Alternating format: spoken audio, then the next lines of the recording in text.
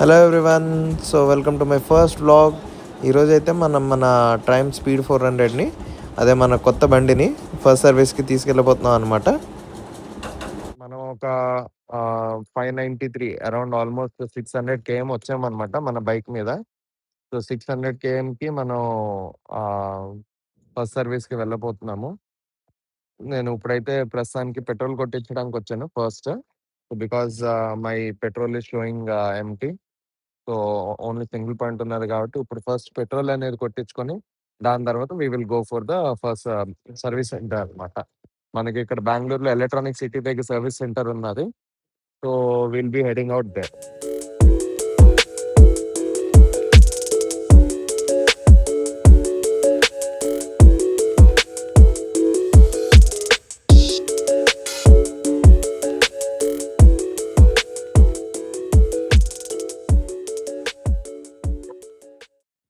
So guys, ఇప్పుడైతే మనం petrol కొట్టించాము.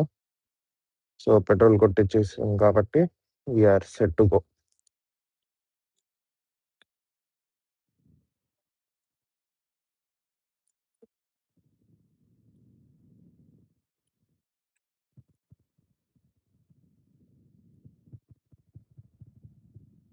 Oh shit, is there any trouble?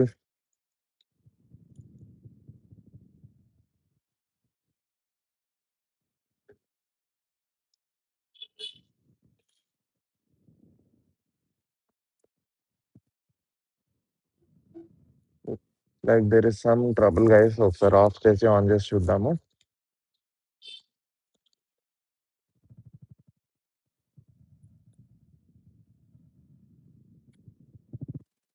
ఇప్పుడు ఆన్ అయిపోయింది. ఓకే, చలో then let us guys go now.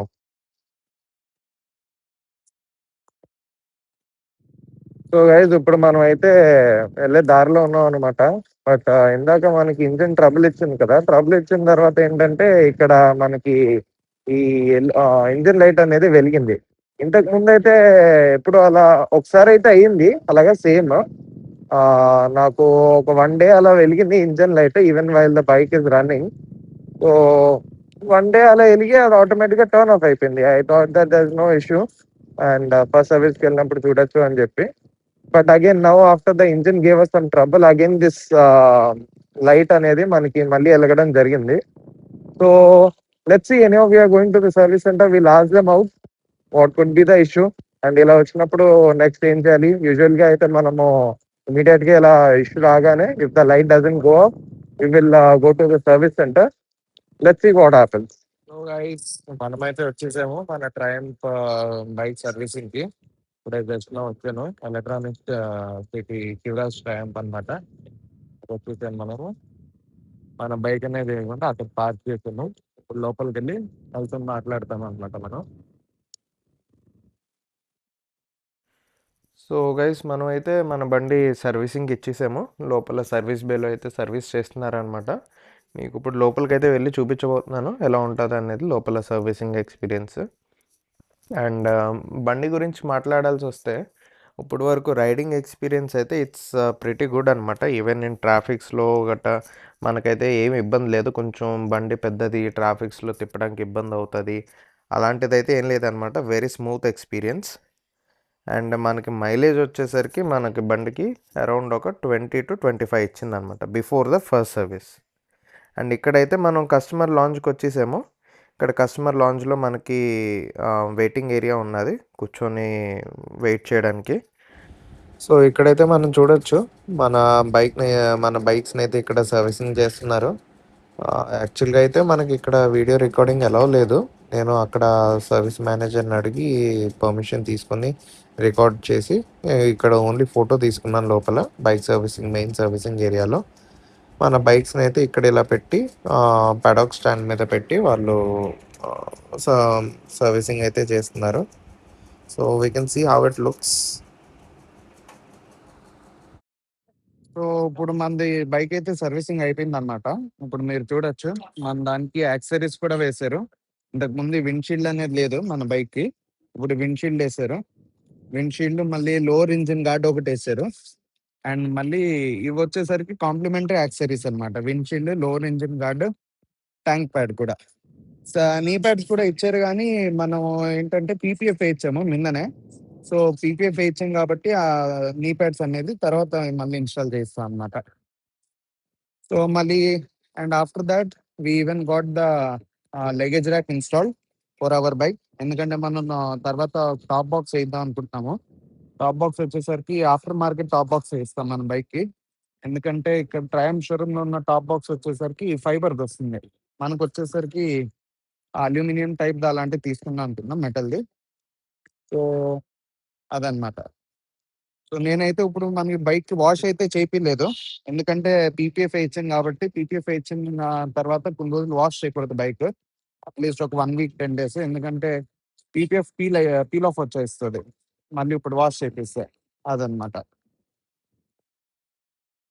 So, మీరు చూడొచ్చు ఇప్పుడు బైక్ అయితే లుక్ కొంచెం మారింది. ఫ్రంట్ విండ్‌షీల్డ్ వచ్చిన తర్వాత. ఓకే. సో, నేనైతే వీళ్ళని కొంచెం తొందరగా చేయమని చెప్పాను. ఎందుకంటే నాకు కొంచెం ఒక అర్జెంట్ పనున్నది. సో, నాకైతే కొంచెం తొందరగానే ఫినిష్ చేసి ఇచ్చారు service. Thank you Givaraj Triumph for the quick service provided. Okay.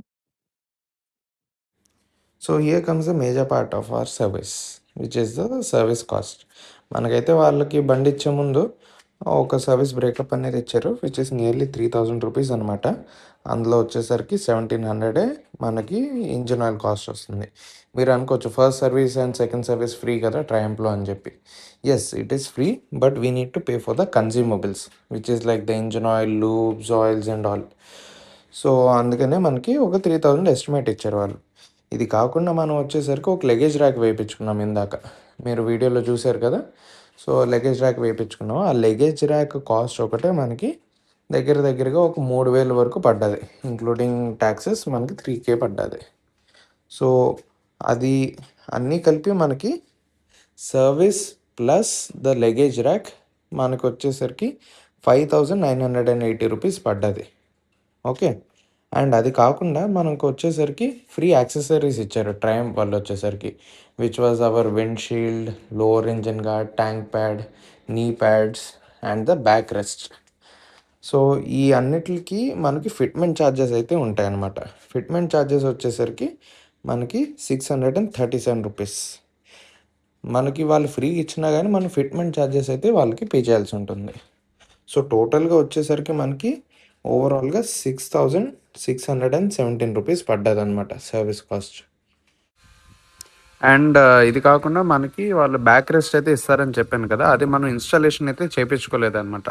Because the part is not available. Later when the part మనకొచ్చిన తర్వాత వాళ్ళు మనకి పిలుస్తా అని చెప్పారు. అప్పుడు మనము వాళ్ళ దగ్గరికెళ్ళి పార్ట్ తీసుకుంటాం. బట్ అదైతే మనం ఇన్‌స్టాల్ చేయించుకోమనమాట. ఎందుకంటే మనం ఆల్రెడీ టాప్ బాక్స్ ఏయిద్దాం అనుకున్నాం కాబట్టి we will leave it. So, thoughts about the service.